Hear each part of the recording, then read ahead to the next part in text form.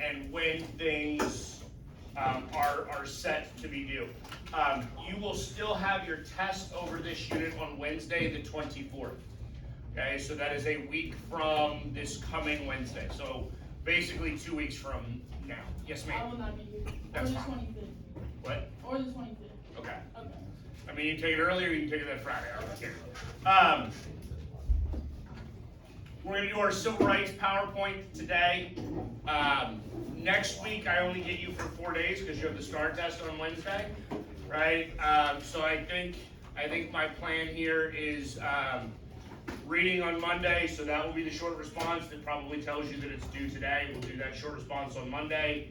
We'll do a test review, right? Probably Tuesday, quick little test prep. I'm probably gonna run you through a crash course of like modern American history because we're not gonna cover that, and it's apparently fairly well tested. Wednesday, you will take the STAR test. Thursday and Friday, we'll basically go into like white people history, right? So we'll go back into like white counterculture and whatnot, and then the following Monday, there will be another short response. That Tuesday, there will be a studio, and then Wednesday, there will be a test.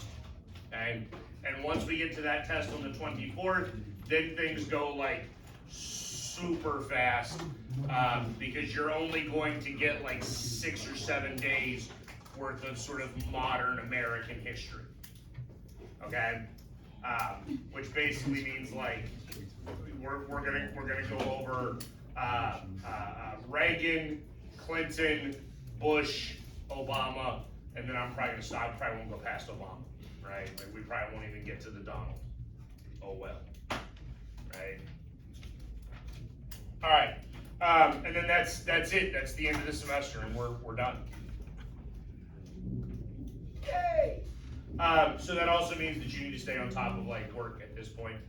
Because again, many of you can no longer afford to take zeros on quizzes and short responses. Okay, so today we're going to discuss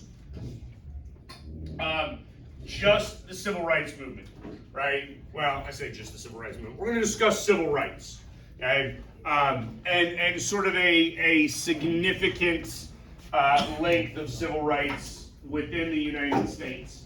I think most of us understand, or most of us realize, that the civil rights movement is frequently referred to as being in the 1960s, right? And we know about Dr. Martin Luther King Jr., and we probably know who Malcolm X is, right? We're going to go into a significantly larger amount of detail in that, and we're actually going to go all the way back to the 1940s, right? So in the 1940s, we have a man named Jackie Robinson. Robinson is a veteran. He was a 3-star, 4-star athlete at UCLA. I think he had a letterman in 4 sports. I can't remember if the man lettered in basketball or not, right? But he was a collegiate letterman in football, track, and baseball, right? Like the dude was a freak athlete. He was unbelievably athletically gifted. He is playing in the Negro Leagues, right? And we've talked about that at least a little bit up to this point. We've talked about baseball at least a little bit, the sort of impact baseball had on American culture, right? Branch Rickey is the general manager of the Dodgers or the owner of the Dodgers. Don't remember which. But anyways, Branch Rickey basically wants to begin the process of integrating professional baseball, and Jackie Robinson is the basically he's the test case for this, right? So Jackie Robinson is going to be our first African American baseball player in Major League Baseball, and as I'm sure you can imagine, it doesn't go necessarily swimmingly, right? And baseball is a complex sport, right? In which case you have,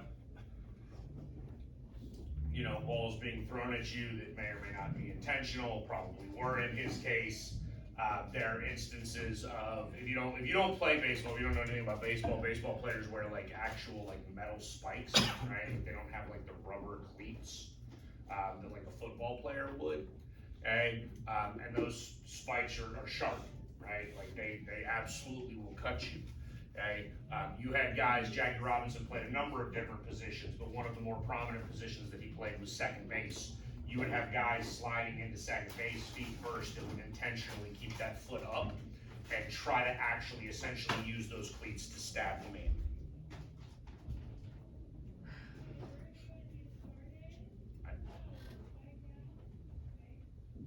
But if y'all don't understand sports, dude, there are some ridiculously competitive people in sports.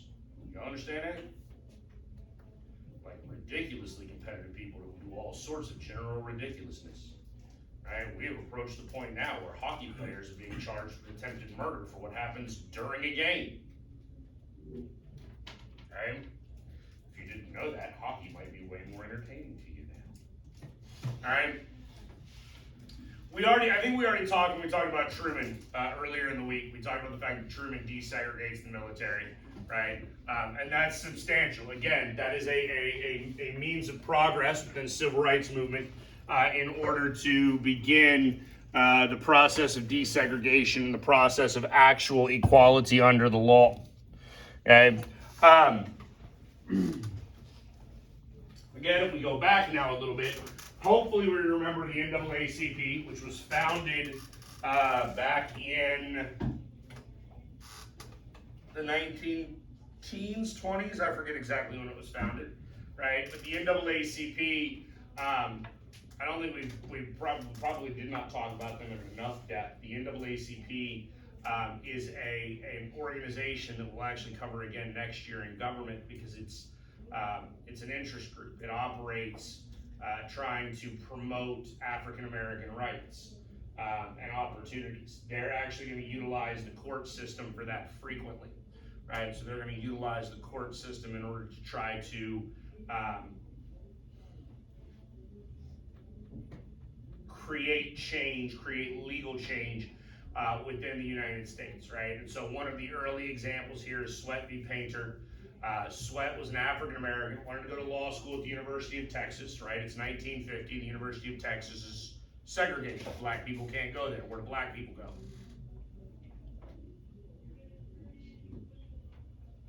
Anybody know where they went in Texas? Prairie View A&M, right? Yeah, I know. Did Prairie View have a law school? No. They was gonna make one for that man so he could go to law school, She didn't have that. right? I didn't say it. Let me ask you a question though, right?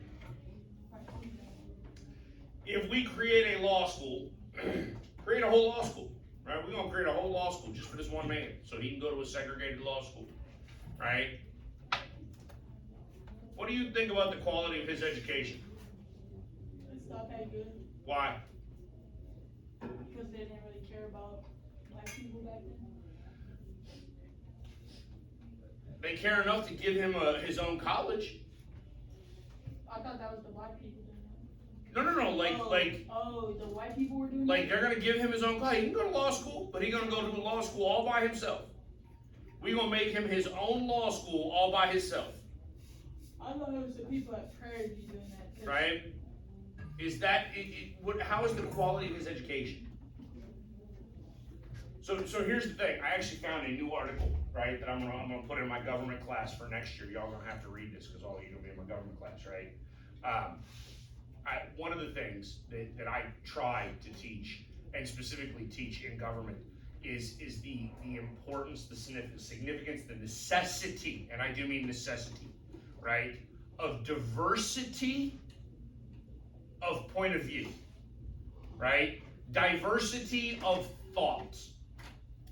Right? Now, diversity of thought frequently aligns with other types of diversity, right? Women tend to view things differently than men do, right? My wife will tell you that, right? She and I can watch the exact same thing and see completely different things, okay? All right? But if you are in a law school by yourself, how much diversity of thought exists? None. Absolutely none. Okay? And from an educational standpoint, diversity of thought is essential. right? Because all of you have ideas. I ain't gonna call nobody out in this room, but some of you have ideas. I watch them go off in your head. And then I want to look at you and be like, bruh, that's probably not a good idea. How do you know if your ideas are good?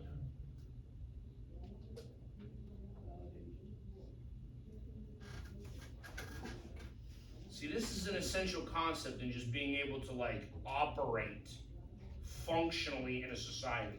How do you know if your ideas are good? Groupthink. Man, groupthink is usually bad. But you're getting somewhere.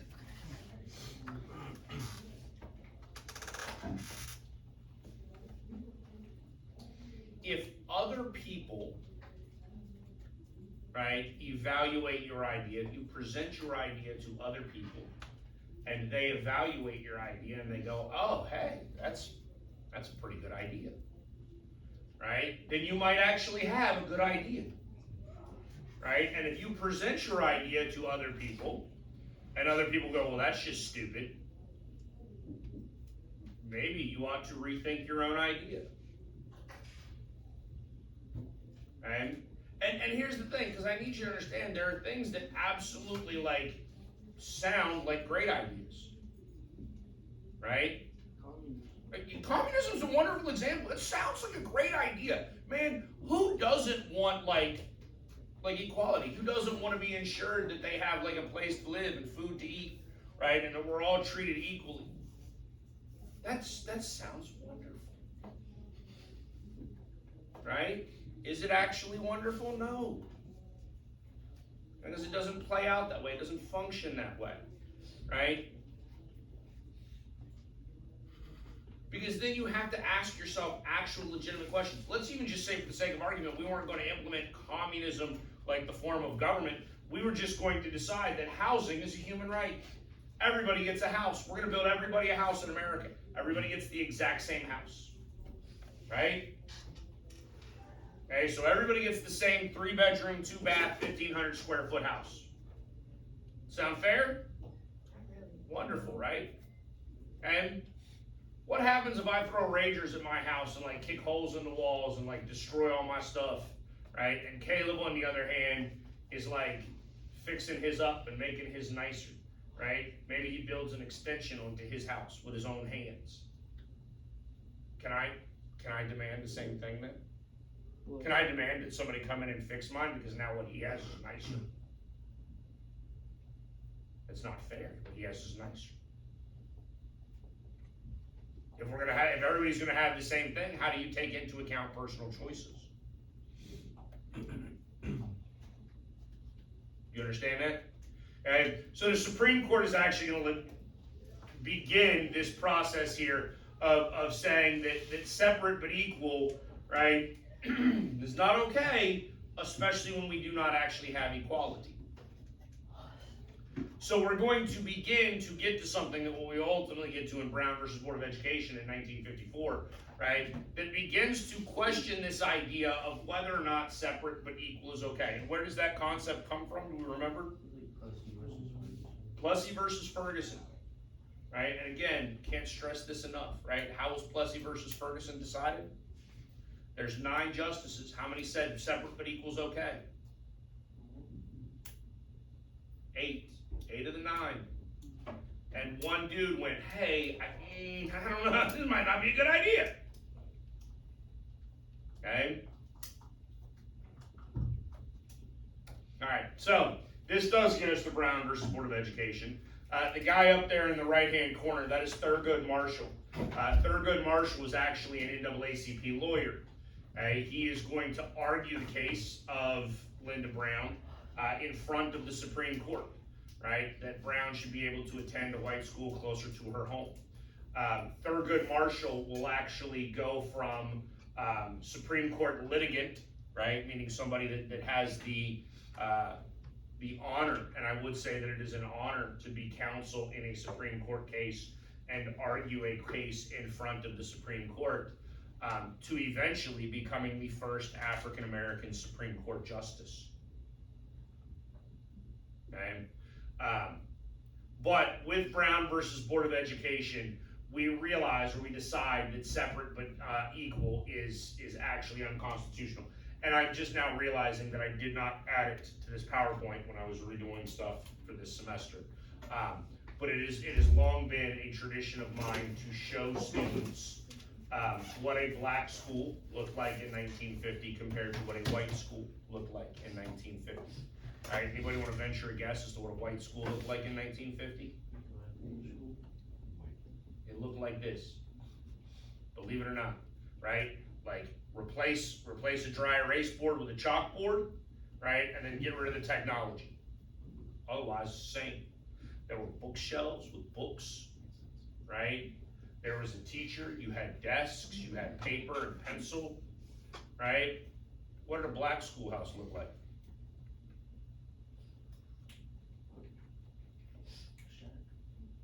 In rural communities, yeah. In rural communities, the black schoolhouse in a rural community might be a single room building. Right? No bookcases, no books. Probably not even a chalkboard. Definitely no desks, you would have like pews. Sometimes it was actually the black church that doubled as the black schoolhouse. Right? And now, if you're a 15-year-old boy in that school, right, and your little 5-year-old sister is also going to go to school, y'all realize you're in the same room. It's a one-room schoolhouse, yes? Okay, I'll tell you right now, it's incredibly hard to teach a room full of, like, equitably intelligent, mature people, right? Like, y'all are basically the same maturity level, right? Same intellectual capabilities. Okay? I'm not trying to speak ill of children, but you understand that like a 5-year-old does not have the intellectual capabilities of a 15-year-old, yes? Brain is just not as developed. Okay? It is not separate. Sorry, it is separate, but it is not equal, right? And it is important, it is very important to make that distinction, right? We are beginning to understand this idea that there are inherent inequalities in the separation, specifically of educational spaces. Now, you'll learn this in more detail next year in terms of how the Supreme Court works, but the way that the Supreme Court works is the Supreme Court basically only does one thing at a time. Everything the Supreme Court does is incredibly nuanced and detailed, and it applies only to the exact situation to which it is applicable. Right? So all of a sudden we say that separate but equal is not okay in Brown versus Board of Education. That pertains only to education. Okay? We're still going to engage in segregation in a wide variety of other places. All right? Now we're still in the 1950s. This brings me to Emmett Till, and I need everybody to like stop writing for a second and look at me. Okay? The next slide is incredibly graphic. It is disgusting, okay? If you have a weak stomach, you don't want to see it, all right? I will warn you before I move to it, and then I will tell you when I have moved away from it, okay? But Emmett Till was a young man who was from, memory serves, he was visiting relatives in Mississippi, yeah. He was from somewhere further north where segregation and Jim Crow didn't have the same weight that it did in Mississippi. Emmett Till may have actually been flirting with a white woman. He may have just been polite to the white woman. Okay, sometimes politeness is seen as being flirtatious. Right? And I don't think that we talked about this in enough detail as it pertains to like Jim Crow and lynching and things like that. But do we understand why? Actually, it's probably worth noting, right? What is the purpose of the KKK? To protect women's white virginity or something like that. To protect white female virginity. What do you mean by that? Like, so they don't have sex with black people? So they're not raped by black people. Like that is their warped mentality. Okay? Right? Because they view, and I'm gonna use a term that's actually a political term from the 90s, right? And this should tell you how bad it still is, right? But in the 1990s, we had a politician by the name of Joe Biden right, who called black men super predators. Okay? That's the belief, that's the mentality. Okay? So, here's the thing, we're never gonna know what this man actually did. I say, man, he was 14, what this boy actually did. He may have just been being polite. There's a movie over it. Oh, there's lots of movies over civil rights movements. There's like a recent movie about this, though. Oh, is there? Yeah. Okay, yes ma'am. How old How old was was what? the woman? The woman was old enough to be married. She was a married woman, right? Which means she was probably in her early 20s. But why is it like you died? Why is it? Like even if he was 44, why was he? Because the KKK has to teach you a lesson. I mean, it's listen. I mean, here's the other thing that you need to understand, right? And actually, we should probably go ahead and dive into it right now as we talk about the KKK in more depth, right? Because we'll talk about it again when we get past this unit, right, and we get into the 21st century, right? The KKK is, hear me, it is not up for debate, is a terrorist organization.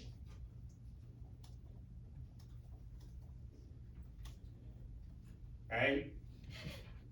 Terrorist organizations are organizations that aim to instill fear and chaos in people in order to manipulate their behaviors.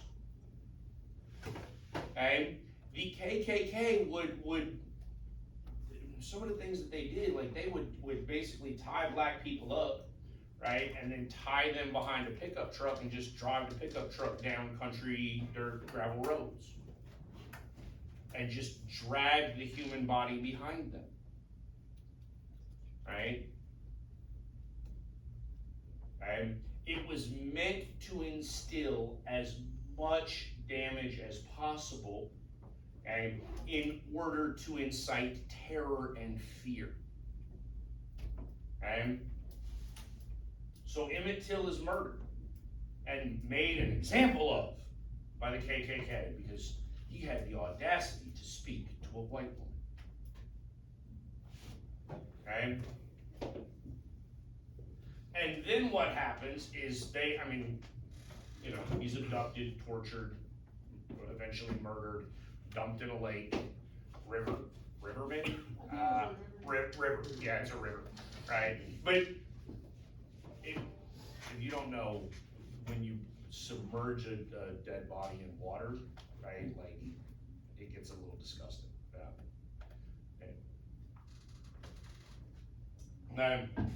Okay.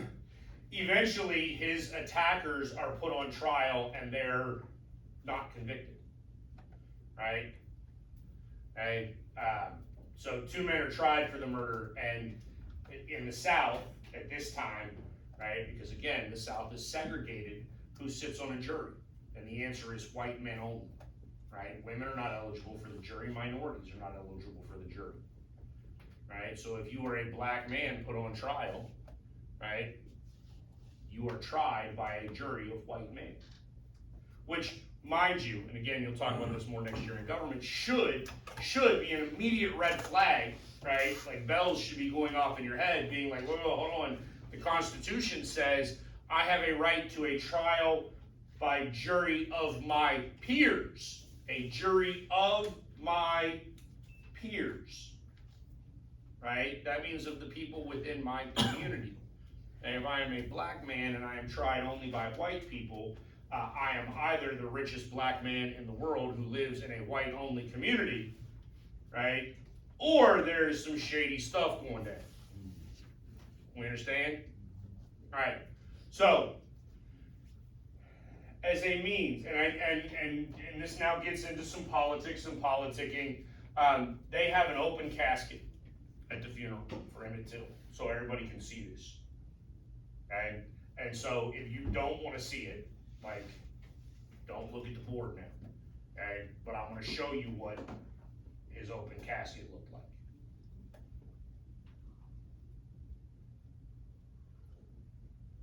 And obviously that's his picture on the left, that's the picture from the last slide, and the picture on the right is the picture from his casket. okay, so that it was open and everybody was able to see that. All right, so Emmett Till, if you can look again if you didn't want to look. All right, Emmett Till is a spark, a Kickstarter. He's a child, right? Now it is important. It's somewhat important for you to understand or recognize the idea that adolescence is not the same in 1950 as adolescence is today. You understand that? And teenagers are actually a sort of relatively new concept within history, right? When you look at all sorts of cultures, right? Whether it is Hispanic cultures and quinceañeras, right? Jewish cultures and bar mitzvahs or bat mitzvahs, those are ceremonies of teenagers as a coming to adulthood ceremony, right? Meaning that you would be treated as an adult at 14, 15, as young as 13 within the Jewish community, based upon your age, right? Their adolescence doesn't really exist, right? So we say that he's a kid, he was 14, but obviously there's some aspects of adulthood that are already being applied to him at that point, all right? But this event is going to create a national conversation, right? And by, I would say just the parents' sheer bravery of allowing for an open casket in that case and allowing that to be viewed and allowing that to be publicized, puts that conversation into the national, onto the national sort of stage, right? The national attention to what is going on, right? And then by 1955, right, we have Rosa Parks. Rosa Parks is a young woman who was, I always find this fascinating, right? Because again, we have segregation in the South, and this was in Montgomery, Alabama, right? We have segregation in the South. So buses, if you got on a bus, right, the black people sat in one section, the white people sat in another section. Okay? Rosa Parks was not some defiant, I'm gonna go sit in the white section woman. She was sitting in her own section, okay? But the white section was full, and she refused to get up. Alright? This ultimately leads to what is called a boycott, and it's important to understand what a boycott is. Right? A boycott is an economic means of protest. Right? And so now you're going to have a boycott of those bus lines within Montgomery. Right? It lasts for a considerable period of time, and the black community is on board. They are willing to walk to work.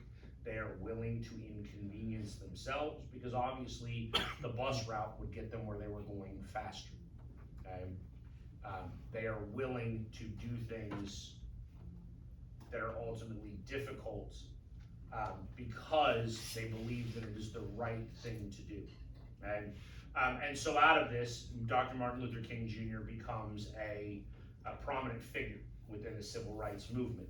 Okay? And King, and we'll eventually juxtapose King, which is just a fancy way of saying comparing him, or really contrasting him, right? We're gonna look at the differences between King and King's ideology and Malcolm X and his ideology, right? And we could actually go back and we can see some similarities between the King-Malcolm X conflict as to what we saw 60 some odd years earlier with Booker T. Washington and W.E.B. Du Bois, right? You should be able to see some correlation there, right? And so King is a Southern preacher, right? He is a devoutly religious man, but he is going to believe in a concept called civil disobedience, and again, that's a concept that will be tested that you need to understand. Civil disobedience is the idea of breaking the law intentionally. Intentionally breaking the law because the law is morally repugnant. And that's a fancy word, right? But it simply means morally awful, right? Something that is repugnant, smells terribly, and is displeasing and is disgusting, Okay? So if you are morally correct, you absolutely should break the law. I cannot stress that enough. And I need you to understand that that is a constitutionally protected behavior. Okay? No. Civil disobedience is not the Second Amendment. Okay, the Second Amendment is going to be Malcolm X and Black Power and the Black Panther Party and all of that we'll probably get into tomorrow. Okay? Civil disobedience is about the idea of intentionally getting yourself arrested, facing the consequences of the crimes, right? Because you are protesting something that you deem to be morally unjust. Okay?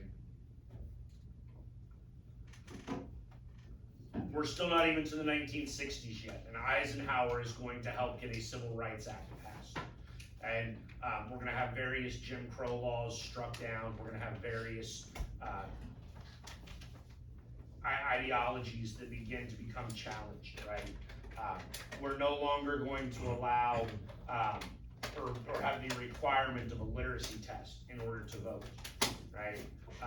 And next year, when you're in my government class, I'm actually going to give you the Alabama literacy test and watch all of you fail it miserably. Okay? No.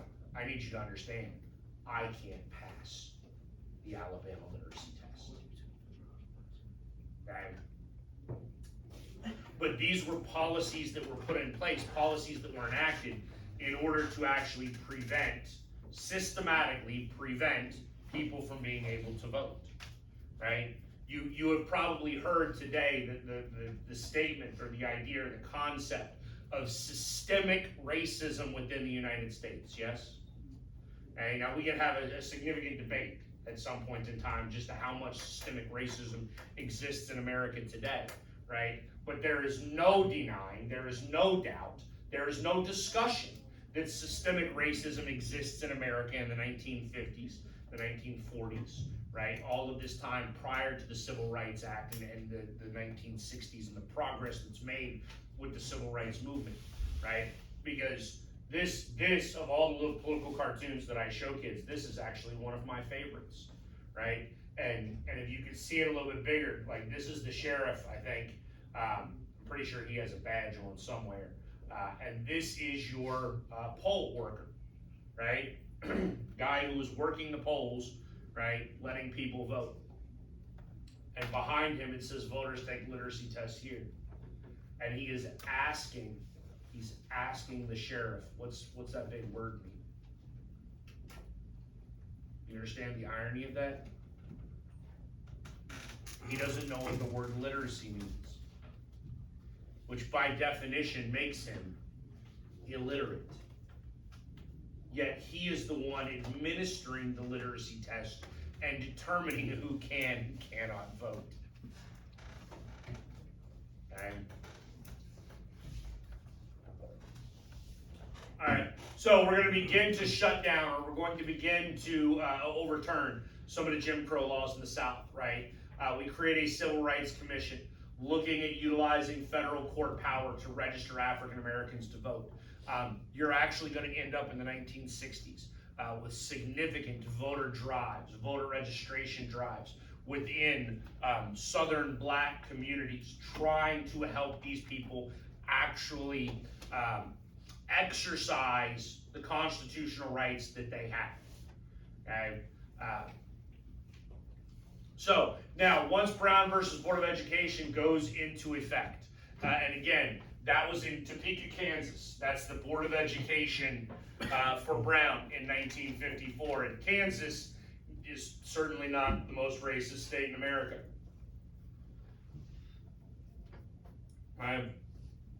We're going to begin to see the process of desegregation elsewhere. Southern states do everything in their power to prevent desegregation, right? Everything in their power. And Arkansas, the governor of Arkansas there, I don't know how to pronounce that dude's last name, right? But Orville basically mobilizes the Arkansas Guard. He mobilizes the state guard to surround the high school to prevent non-black students from entering. Eisenhower then mobilizes the National Guard, right? He mobilizes national troops to go down there and basically have a standoff with state troops, right, in order to open that school up and allow those non-black students to attend that white high school. All right, now obviously we don't want to get into shooting wars over this. Okay, that's not ideal. And so the state of Arkansas, the Arkansas military there at least, right, the Arkansas Guard, are going to stand down, right, which means that them 9 children get to go to school, yes? Nope. The governor's just gonna close the school. Now nobody goes, right? Which is like the ultimate like petty act ever, right? Ruby Bridges is another really good example. She was actually escorted to school by federal marshals because the Little Rock 9 are at least high school kids, right? They're at least somewhat capable of autonomy and independent thought and self-protection and self-defense. Ruby Bridges, I forget what grade she was in, but like she was in like 2nd grade, right? I mean, she is a child by any measure of what constitutes a kid or not. And so again, she's going to get federal protection in order to do that, right? And so now we get into 1960, right? And we're going to get into really the crux of the civil rights movement. And one of the prominent ideas within the civil rights movement is the idea of a sit-in. Sit-ins will actually begin. The first sit-in that I'm aware of actually occurs in Greensboro, North Carolina. Right? It is for African American students who go to a Woolworth's lunch counter. Right? Now, businesses aren't like this anymore. Right? Like they're just not. Right? We've talked about Sears over the course of this semester, this school year. Right? Do we know what Sears sold? I mean, Sears barely exists anymore. What did Sears used to sell? Everything. Like, you could walk into Sears, you could buy tires for your car, you could buy a new vacuum cleaner, right? And you could buy a Sunday dress. Do they actually sell guns? I don't know that Sears sold guns. Guns are just different. Okay? But Woolworths is basically a department store, right? And it's always, I find it funny now that we throw that term around, and it's really dying already because malls are dying, right? But if you go back to like the 90s and the early 2000s, right, malls were sort of the center of 80s and 90s, malls were probably the center of like youth culture, right? And malls were always anchored by what were called department stores, which would be like JCPenney's, Macy's, Nordstrom's, right? And they were called department stores because way back when, they were like Sears. They had every department, right? Meaning you could walk into that one store and you could purchase literally everything that you needed in life. You could buy jewelry, you could buy a washing machine, you could buy some shoes, you could buy a vacuum cleaner, you could buy kids' toys, everything. Well, back then, they also would have like a little restaurant in there. And so you would have this little lunch counter, right? When I was a child, my grandfather had his own pharmacy in a small town in West Virginia, and I remember sitting there as a kid in the 80s at the little lunch counter that he had in his pharmacy, right? So this would have been common. What you had in the South, though, in the 1960s, is you had segregation within restaurants. Now, frequently that actually didn't mean that black people weren't welcome, right? Or the black people were somehow going to starve, right? Frequently what would happen is black people were welcome to spend money at the restaurant because the restaurant wants to make money, yes? Okay, I'll be honest, just from a personal standpoint, I don't understand segregation as far as businessmen go, because I don't care. I don't care if you're black, white, green, brown, right? If you worship Satan, Jesus, Allah, doesn't matter to me, right? You want to spend money in my store and make me wealthier? I'm down, right? I'm there to make money. That's the purpose of a business, okay? Would they take black folks' money? Yes, right? But you had to go around back. You would get served out of the kitchen, right? You would take your food to go, all right? You couldn't sit in the restaurant. You couldn't sit in the dining room with everybody else because of segregation.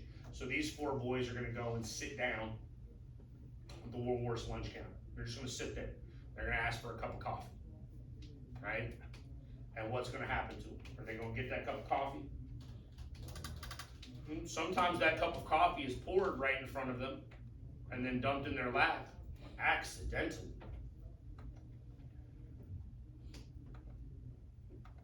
I need you to understand what these people actually go through, right? Because it's real easy to engage in civil disobedience if nothing happens to them. You understand that?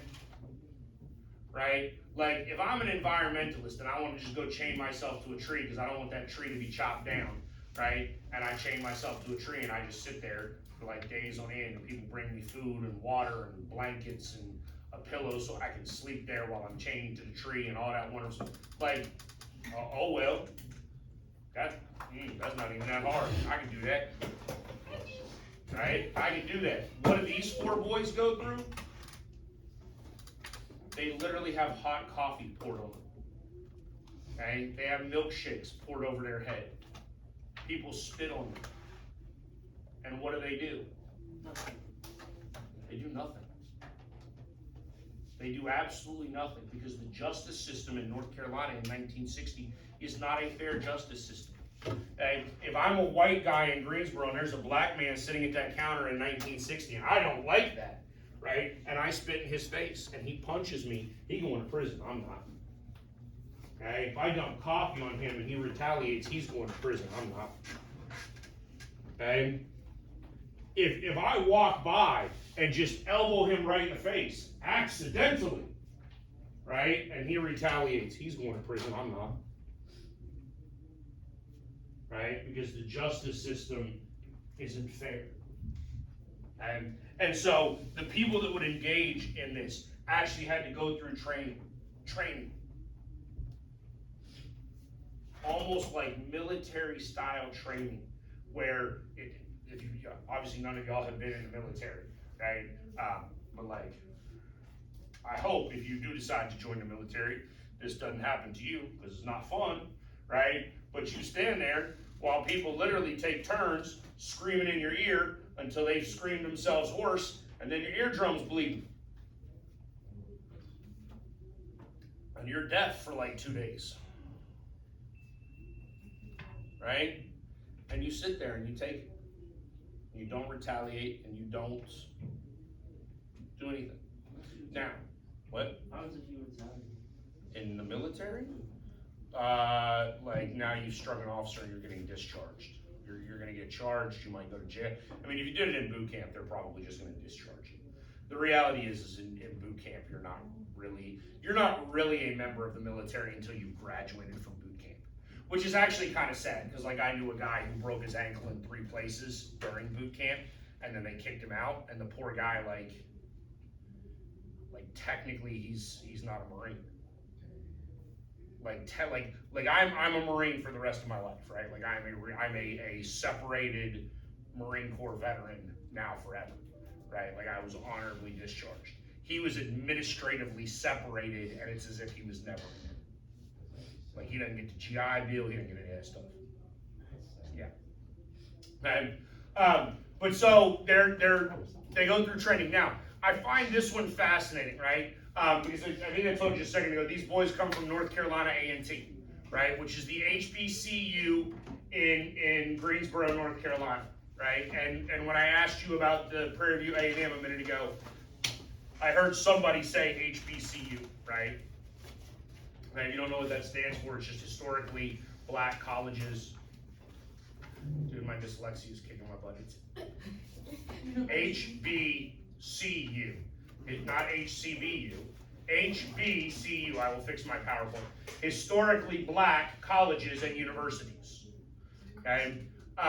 Now, here's the thing. Y'all understand college kids, because you're going to be college freshmen at some point in time, right? You're going to go off to UT Dallas or Austin or A&M or wherever you're going to go, right? And what happens in May after your freshman year?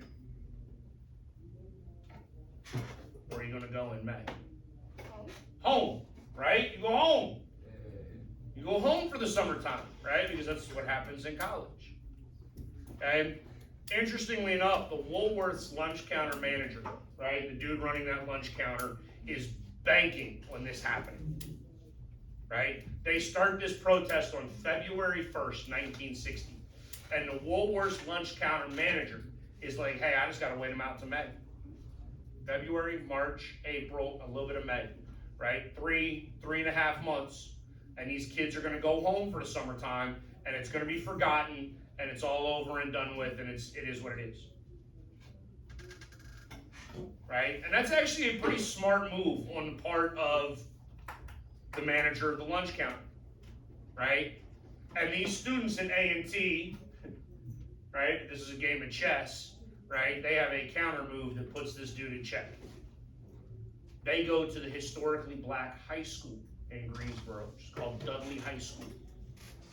And they recruit high school kids, train the high school kids, and the high school kids go and continue this through the summertime.